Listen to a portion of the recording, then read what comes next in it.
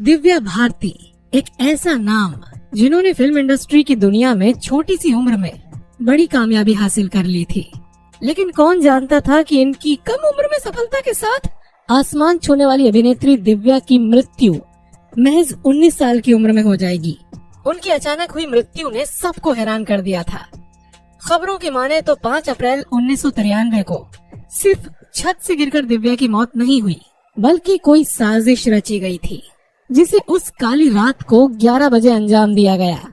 दिव्या की रहस्यमय तरीके से मौत के पीछे का क्या कारण है? क्या वो किसी के रास्ते का पत्थर बन गई थी? और जानेंगे कि आखिर इतनी खुशमिजाज लड़की से किसी की क्या दुश्मनी हो सकती है। आज हम आपको बताएंगे दिव्या भारती का यूं दुनिया से चले जाना सिर्फ हादसा था या सोची समझी साजिश।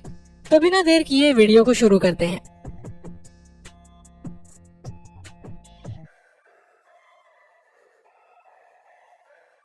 दोस्तों, एक वक्त पर बॉलीवुड की सबसे बड़ी एक्ट्रेस में गिनी जाने वाली दिव्या भारती ने बेहद कम उम्र में ही अपनी अलग जगह बना ली थी। वो अपनी खूबसूरती, मासूमियत और टैलेंट के जरिए लाखों दिलों पर राज करती थी। उन्होंने एक के बाद एक हिट फिल्म देकर उस समय की बड़ी बड़ी हीरोइंस को चुनौती दी। उन्होंने ऐसा काम किया कि बॉलीवुड का हर डायरेक्टर उनके साथ फिल्म बनाना चाहता था और उन्होंने 3 साल में 12 फिल्में करके शोहरत पाई, शादी की और सिर्फ 19 साल की उम्र में दुनिया से रुखसत हो गई। 1990 के दशक में बॉलीवुड में अपनी एक्टिंग और मासूम चेहरे के दम पर दिव्या ने दर्शकों को दीवाना बना दिया था। उम्र कम थी, इसीलिए उन्हें बॉलीवुड की गुड़िया भी कहा जाता था। बता दें कि 25 फरवरी 1974 को जन्मी दिव्या भारती की मौत 5 अप्रैल 1993 को संदिग्ध हालत में हुई थी। दिव्या की मौत को अब 29 साल पूरे हो चुके हैं। मुंबई पुलिस 1998 में ही मौत की जाँच से जुड़ा केस बंद कर चुकी है। पुलिस ने ये मानकर केस खत्म कर दिया कि ये एक हादसा था। कहा जाता है कि रात 11 बजे दिव्या मुंबई के वर्सोवा में अपने फ्लैट के 5वें माले की बालकनी से गिर गई और उनका निधन हो गया। पूरी फिल्म इंडस्ट्री दिव्या की मौत की खबर सुनकर हैरान रह गई। फैंस को यकीन नहीं हो रहा था कि दिव्या इस दुनिया में नहीं है और कितनी ही फिल्में आधी अधूरी छोड़कर दिव्या भारती चली गयी और आज तक उनकी कमी खलती है। दिव्या किसी फिल्मी परिवार से नहीं थी। पिता ओम प्रकाश भारती बीमा कंपनी में ऑफिसर थे और माँ मीता भारती एक हाउसवाइफ। दिव्या ने 9वीं क्लास तक ही पढ़ाई की। 14 साल की उम्र में पढ़ाई छोड़कर मॉडलिंग शुरू कर दी। गोविंदा के भाई कीर्ति कुमार ने दिव्या को अपनी फिल्म राधा का संगम के लिए साइन किया था, मगर किसी कारणवश दिव्या को फिल्म से बाहर किया गया और उनकी जगह जूही चावला ने अदाकारी की। उसके बाद दिव्या भारती ने अपने फिल्मी करियर की शुरुआत तेलुगु सिनेमा से की। वह नाम कमाने के बाद दिव्या ने साल 1992 से 1993 के बीच 14 से ज्यादा हिंदी फिल्में साइन की, जो हिंदी सिनेमा में एक रिकॉर्ड है। साल 1992 में दिव्या भारती और सनी देओल की फिल्म विश्वात्मा रिलीज हुई। ये फिल्म जबरदस्त हिट हुई। फिल्म का गाना सात समंदर पार में तेरे आज भी हर शादी में बजता है। और उसी साल दिव्या भारती और गोविंदा की फिल्म शोला और शबनम भी रिलीज हुई और ये फिल्म भी सुपरहिट हुई। इसके बाद इसी साल जुलाई में दिव्या भारती ने शाहरुख खान और ऋषि कपूर के साथ फिल्म दीवाना की। दीवाना शाहरुख खान की डेब्यू मूवी थी और दिव्या भारती की लगातार तीसरी सुपरहिट फिल्म बनी। उस समय दिव्या महज 18 साल की थी। फिल्म जबरदस्त हिट हुई। बाद में फिल्म निर्माता साजिद नाडियावाला से शादी करके दिव्या ने सबको चौंका दिया था। बता दें कि शोला और शबनम की शूटिंग के दौरान ही दिव्या भारती की नजदीकी साजिद नाडियावाला से बढ़ी और 10 मई 1992 को दिव्या साजिद की शादी हुई। दिव्या ने इस्लाम कबूला और अपना नाम बदलकर सना नाडियावाला रखा। साजिद ने एक इंटरव्यू में बताया था कि हमने शादी की बात छिपाए रखी क्योंकि दिव्या का करियर दांव पर लगा था। ये बात बाहर निकलती तो प्रोड्यूसर डर जाते। दिव्या हमेशा से अपनी शादी की बात सबको बताना चाहती थी, लेकिन मैंने उन्हें बार बार मना किया। अब आपको बताते हैं कि आखिरी सांस तक दिव्या क्या कर रही थी।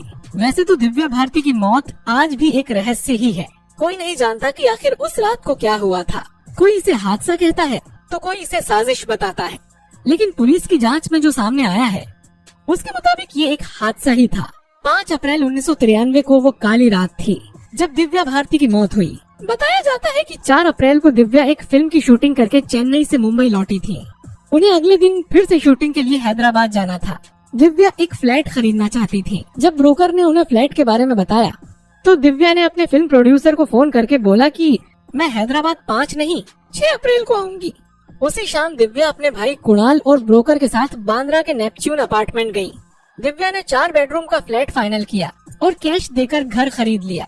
दिव्या के पति और फिल्म निर्माता साजिद नाडियावाला को उनकी फिल्म आंदोलन की शूटिंग के लिए मॉरिशस जाना था, इसीलिए तय किया गया कि मॉरिशस से लौटने के बाद दिव्या यहाँ शिफ्ट होगी।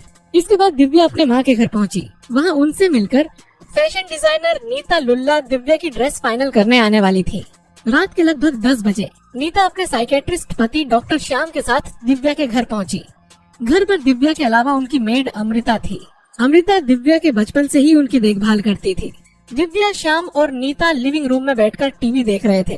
तीनों ने ड्रिंक्स ली। इसके बाद दिव्या लिविंग रूम की खिड़की के पास चली गई। ये खिड़की पार्किंग की तरफ खुलती थी। खिड़की में ग्रिल नहीं लगी थी। दिव्या खिड़की पर बाहर की तरफ पैर करके बैठ गई।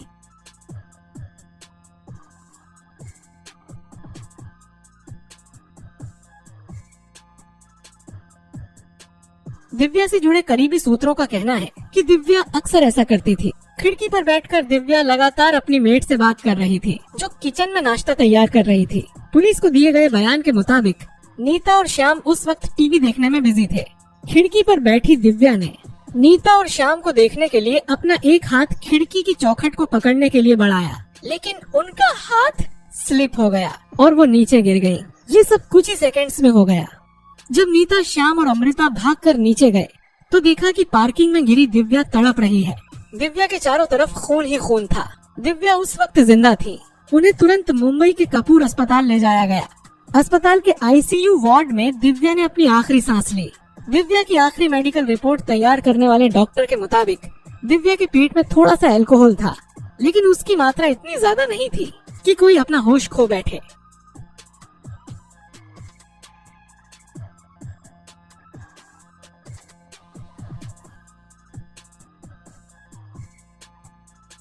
दिव्या की मौत से पूरा देश दुखी हो गया। दिव्या के फैंस, बॉलीवुड जगत के लोग सब सदमे में थे। 2 दिन बाद हिंदू रीति रिवाज से दिव्या के पति साजिद ने उनका अंतिम संस्कार किया। अपनी मौत के इतने सालों बाद भी दिव्या लोगों के दिलों में जिंदा है। दोस्तों, कहते हैं ना, जिंदगी बड़ी होनी चाहिए, लंबी नहीं। ये बात दिव्या की जिंदगी पर एकदम फिट बैठती है। कम वक्त में दिव्या को नाम, दौलत, शोहरत सब कुछ हासिल हुआ। आपका इस घटना के बारे में क्या कहना है, हमें कमेंट करके जरूर बताइए। अगर आपको वीडियो में बताई गई हमारी जानकारी पसंद आई है तो इसे लाइक और शेयर करिए।